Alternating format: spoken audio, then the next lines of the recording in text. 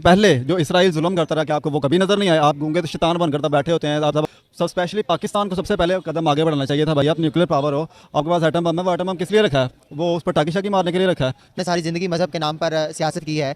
मौलाना फजलुर रहमान साहब, भाई वो फजल रहमान क्या चीज़ है? वो थर्ड क्लास बंदा है जिसकी हम आवाज़ सुन रहे हैं, जिसकी हम राय ले रहे हैं। एक सियासतदान में हराम खा खा के हराम कर करके खुद में लाल पगड़ी पहन ली। उसको मैं मौलाना तो नहीं कहूँगा, वो पता नहीं किस नस्ल का मौलाना है।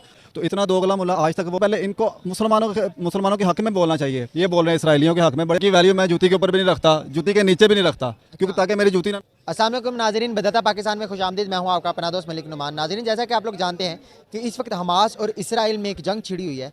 ये जंग के बाद अमेरिका का पैगाम आया था, ऑफिशियल स्टेटमेंट आया था। उन्होंने ये कहा था कि हम इस जंग में इसराइल का भरपूर तौर पर साथ देंगे। इसके बाद हमारे कई मुस्लिम ममालिक जो है वो खामोश रहे, लेकिन इस एक पैगाम आया है जो कि एक मुस्लिम नहीं बल्कि गैर मुस्लिम मुल्क की तरफ से आया है। रशिया की तरफ से ये पैगाम जारी हुआ है ऑफिशियल तौर पे। रशिया के सदर प्यूटन ने ये स्टेटमेंट जारी किया है कि हम अगर अमेरिका इसराइल का साथ देगा तो उसी तरह हम फ़लस्तीन का साथ देंगे इस जंग में। चलिए अवाम की राय क्या है इस बारे में जानते हैं। बिल्कुल प्यूटन का फैसला ठीक था। देखें, वो बेशक गैर मुस्लिम है, लेकिन उन्होंने ये चीज़ देखी होगी कि इसराइल ने हमेशा से फ़लस्तीनियों के साथ जुल्म किया है, जुल्म का बाज़ार गर्म रखा है। नमाज़ पढ़ते थे, उनको सबने वीडियोस देखी है, उनको मसलों से हटा दिया जाता था।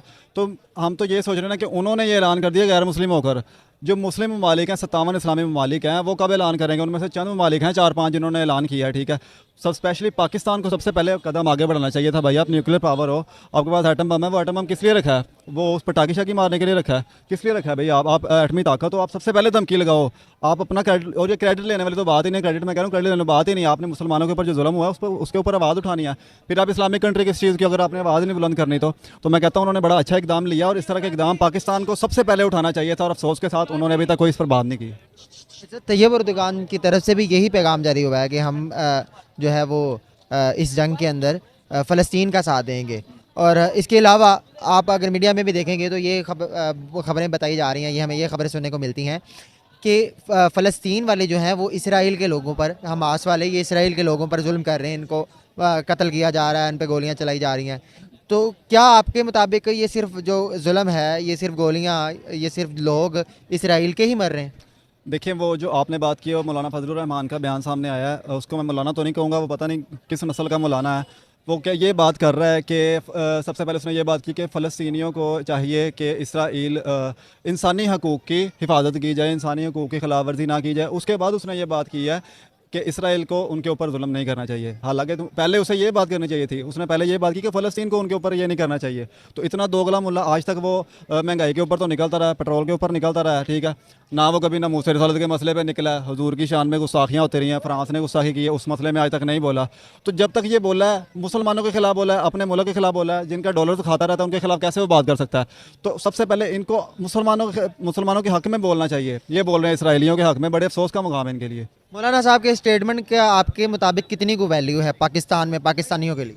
देखें, उनकी वैल्यू मैं जूती के ऊपर भी नहीं रखता, जूती के नीचे भी नहीं रखता, क्योंकि ताकि मेरी जूती ना नापाक हो जाए।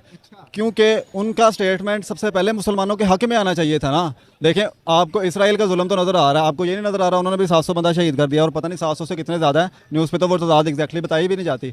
तो और उससे पहले जो इसराइल जुल्म करता रहा, कि आपको वो कभी नज़र नहीं आया? आप गूंगे तो शैतान बनकर तब बैठे होते हैं, आपको कोई बात भी ध्यान में नहीं आती। तो ये उनका बयान कोई मायने नहीं रखता हमारे लिए। अच्छा, इस बार तो जंग का जो आगाज़ है वो हमास की तरफ से किया गया, फ़लस्तीन की तरफ से किया गया है, और आपको नहीं लगता कि फ़लस्तीन को बजाय इसके कि जंग का आगाज़ करते उनको सुलह कर लेनी चाहिए थी? बिल्कुल, ये चीज़ें पहले याद नहीं आती जब इसराइल जुल्म करता रहा, ठीक है, कश्मीरियों के ऊपर जुल्म होता रहा है। अच्छा, अक़वाम फ़लस्तीनियों पे जुल्म होता है, फ़लस्तीनियों पे ऊपर भी, कश्मीरियों के ऊपर भी जुल्म होता रहा, इंडिया वाले जो कर रहे हैं, ठीक है। उसके बाद उस पर कोई आवाज़ नहीं उठाता, ठीक है। जब इन्होंने हमले का सोचा है, हमास ने हमला किया, तब सबको याद आ गया सुलह कर लेनी चाहिए, ये कर लेना चाहिए, वो कर लेना चाहिए। भाई, जब कुफर मुसलमानों के ऊपर जुल्म करता है तब आप लोग कहाँ सोए होते हैं? तब घरों में क्या कर रहे होते हैं? आप सोए होते हैं, तब आपको कोई चीज़ याद नहीं आती। जैसे ही मुसलमानों ने हमला किया, जैसे ही उन्होंने अपनी आज़ादी के लिए कोशिश की है, तब आप लोग कहते हैं कि ये ऐसा नहीं होना चाहिए। दोहरा मेयार नहीं रखना चाहिए, इंसान को मुनाफिक बन के नहीं चलना चाहिए, एक तरफ का होकर चलना चाहिए। फ़लस्तीन के जो मुसलमान है, किस तरह उन पर जुल्म किया जा रहा है, जुल्म की इंतहा की जा रही है। हमारे पाकिस्तान होने के नाते यहाँ पर जो हुक्मरान बैठे हुए, इनको कोई ख्याल नहीं है। तो भाई सीधी सी बात है, वो आपस में अपना प्लान करेंगे, जिसे वो कबीना मिशन प्लान कहते हैं, वो आपस में बनाएंगे। जाहिर सी बात है, अगर वो काफिर हैं तो वो दूसरा जो है अमेरिका वालों के लिए भी ठीक है, अगर हमारे मुसलमान है तो जो है रशिया के लिए भी ठीक है। तो बिल्कुल ही फैसला यानी कि वे बनता नहीं था कि जिस तरह से हमारे मुसलमान बच्चों के साथ ज़्यादतियाँ की जा रही हैं, जुल्म किए जा रहे हैं, तशद्दुद किए जा रहे हैं, ये बात तो बिल्कुल बकवास वाली उन्होंने की है। आपके कहने का मतलब ये है कि अमेरिका जो इसराइल का साथ दे रहा है वो बिल्कुल बकवास है कि वहाँ से यार क्या तुक बनता है उनके साथ। जुल्म मुसलमानों के ऊपर हो रहा जुल्म हो रहा है अमेरिका के, चलो हुक्मरान तो चलो मानते हैं कि वो लानती हैं, हुक्मरानों का अपना फैसला है। वहाँ के कभी अवाम से पूछा उन्होंने फैसला लिया है? अमेरिका के जो हुक्मरान है, जो ट्रंप साहब है या कोई भी है, उन्होंने कभी अवाम की राय ली है कि अवाम इसमें क्या कहना चाहती है? वो तो उनकी हुकूमत में जो मर्जी ऐलान कर दिया। हमारी हुकूमत कहती है पेट्रोल महंगा हो जाए, हम कहेंगे कि पेट्रोल को महंगा किया जाए? कभी नहीं कहेंगे। हम तो अपनी अच्छाई के लिए और भलाई के लिए बोलेंगे ना। पेट्रोल महंगा होता है, हम एहतजाज करते हैं, आज हम खामोश से बैठे हुए हैं। छोटे छोटे बच्चों को ज़िबा किया जा रहा है, जानवरों की तरह फेंका जा रहा है, नोचा जा रहा है। वहाँ पर ख़वातीन लड़कियों के कपड़े उठा उठा कर फेंके जा रहे हैं। कहाँ के ये हमारा मुल्क है? कहाँ पर ये मुसलमान का पेशा है ये? जैसा कि आप अमेरिका ने तो चलो इसराइल का साथ देने का ऐलान किया था, लेकिन तुर्की के सदर तैयब एर्दोगान ने भी और फिर अभी रशिया के सदर पुतिन ने भी ये ऑफिशियल स्टेटमेंट जारी किया कि अमेरिका जिस तरह इसराइल का साथ देगा, हम अपने मुसलमानों का साथ देंगे, हम फ़लस्तीन का साथ देंगे। काफ़ी मुल्क हैं जिस तरह आपने कहा है कि तुर्की के जो हैं तैयब साहब हैं और इसके अलावा जो ब्यूटन साहब हैं, बड़ी खुशी हुई है कि वहाँ पर भी इंसानियत ज़िंदा है। ऐसा नहीं है कि हमारे सामने जुल्म हो रहे हैं, हमारे हुक्मरानों के सामने जुल्म हो रहे हैं, हम खामोशी से बैठे हुए हैं। भाई और छोड़ा, हमारे मुल्क में एक घर से दूसरे घर में ज़्यादतियाँ बच्चियों के साथ की जा रही, ज़िबा किया जा रहा है, तब हमारी आवाम सोई होती है। तो वो तो फिर भी तीसरा चौथा मुल्क है, वहाँ पर कौन जाएगा? कोई भी नहीं आवाज़ उठाएगा, कोई कुछ भी नहीं करेगा। जुल्म हो रहे हैं, आवाम मर रही है, बच्चे मर रहे हैं, ऐलान करने से क्या होता है?